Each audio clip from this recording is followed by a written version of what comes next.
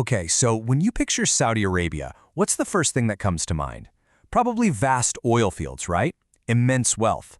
But behind that glittering facade, there's a really startling paradox. You see, one of the richest countries on Earth is running out of the one resource that's absolutely essential for life, and that's water. So that begs the question, how does a nation that doesn't have a single permanent natural river solve a problem like that? Well, you build an artificial one, a network so massive it actually dwarfs the legendary Nile. But with no natural source, where in the world could all this water possibly come from? And how are they even building it? To really understand why they're trying something so audacious, we've got to look back at the resource they've been depending on for decades, a kind of hidden treasure buried deep beneath the desert sands. For most of its modern history, Saudi Arabia has been relying on something called fossil water. Now, this isn't your typical groundwater that gets topped up by rain. Oh no, this is ancient water, trapped underground for millions of years. And for decades, it supplied about 70% of the entire country's needs. The best way to think about it is like this. It's a battery that can never, ever be recharged. Once you use that water, it is gone for good. And for a very long time, the country was draining that battery at a seriously alarming rate.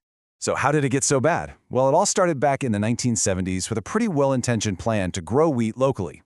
Become self-sufficient. But this just led to an explosion in water use. By 2003, a staggering 85% of the nation's water was going to agriculture. NASA satellites later confirmed the devastating result.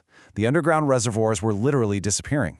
The crisis got so severe that by 2016, the government had no choice but to shut the entire wheat program down.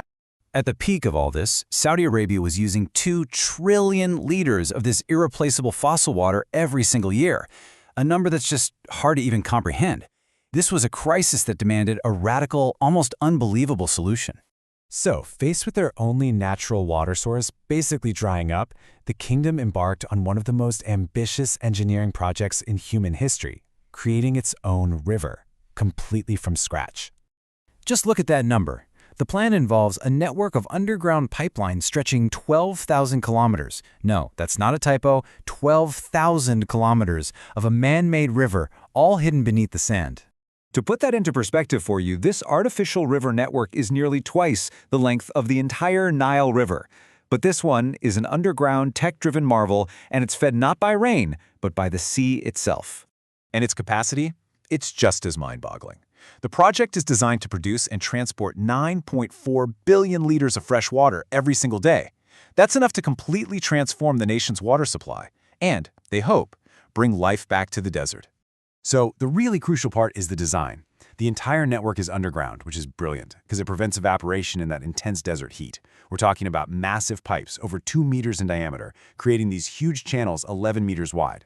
And the goal here isn't just drinking water. It's to revive that dream of self-sufficient agriculture and help the whole economy move beyond its reliance on oil. Which, of course, brings us right back to that central question.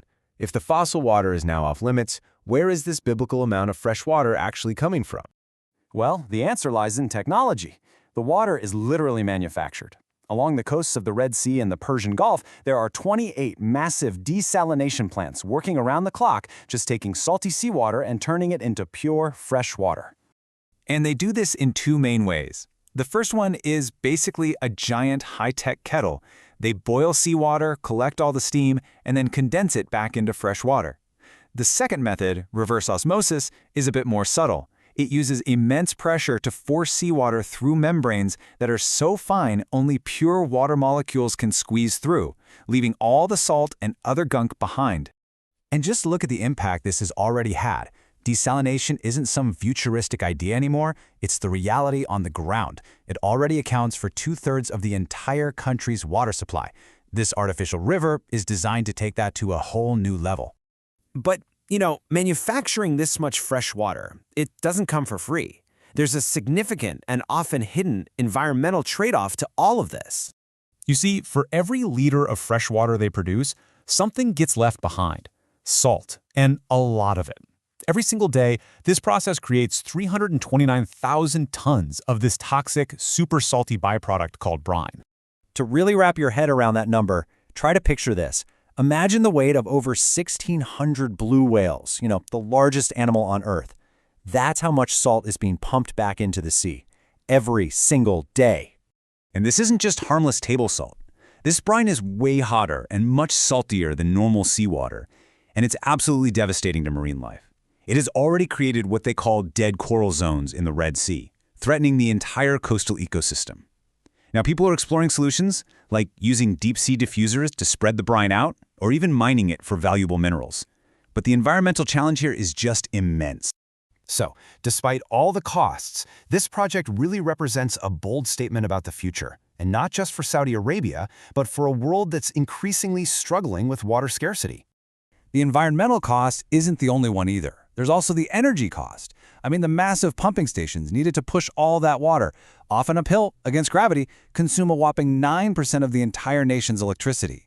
It's a colossal energy investment. But this investment is all part of a much larger vision. Saudi Arabia is already the world's leader in desalination. And get this, by 2027, in a turn of events that would have been totally unthinkable a few decades ago, this desert nation will host the World Water Forum. By 2030, the goal is for this artificial river system to meet 100% of the country's needs. It's basically a declaration that technology can conquer geography. And all of that leaves us with this one final thought. This Saudi artificial river is, without a doubt, a marvel of engineering. It's a testament to human ingenuity. It shows that we can, in theory, engineer our way out of resource scarcity. But it forces us to ask a really tough question. As we solve one problem, what new ones are we creating? And what is the true price we're willing to pay for progress?